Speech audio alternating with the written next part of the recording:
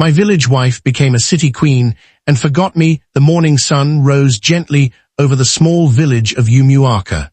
Roosters crowed, women swept their compounds, and farmers prepared for another day in the fields. Among them was Chindu, a hard-working man known throughout the village for his kindness and honesty. Chindu was not rich. In fact, he struggled to make ends meet. But despite his poverty, he had something many wealthy people lacked, a loving heart. His greatest treasure was his wife, Amara. Amara was the most beautiful woman in the village. Her smile could light up an entire room, and her dreams were bigger than the village itself.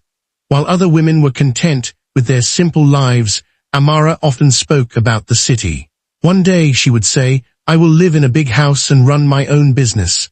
Chindu always smiled whenever she talked about her dreams, and when that day comes, he would reply, "I will be the happiest man alive." Years passed, but life remained difficult. The little money Chindu earned from farming was barely enough to feed them. Yet he never complained. He believed that hard work and patience would eventually bring better days. One evening, Amara returned from the market looking unusually excited. "Chindu," she said, sitting beside him, "I met a woman from Lagos today. She owns several shops and says there are many opportunities in the city." Chindu listened carefully. Amara continued, "I want to go there. I want to start a business and change our lives."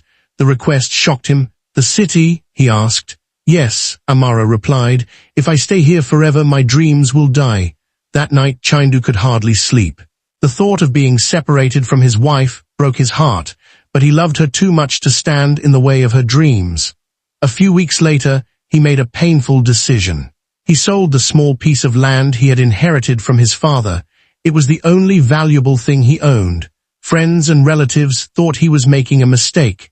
"Are you sure about this?" they asked, but Chindu remained firm. "If this helps my wife succeed, then it is worth it." The money from the land was enough to send Amara to the city and help her start a small trading business. The day she left, the entire village gathered to wish her well. Holding her hands tightly, Chindu said, "No matter how successful you become, never forget where you came from." Amara smiled warmly. "I could never forget you," she promised. For the first few months, everything seemed perfect. Amara called every evening. She told Chindu about her business, her customers, and the challenges of city life. Chindu was always eager to hear her voice.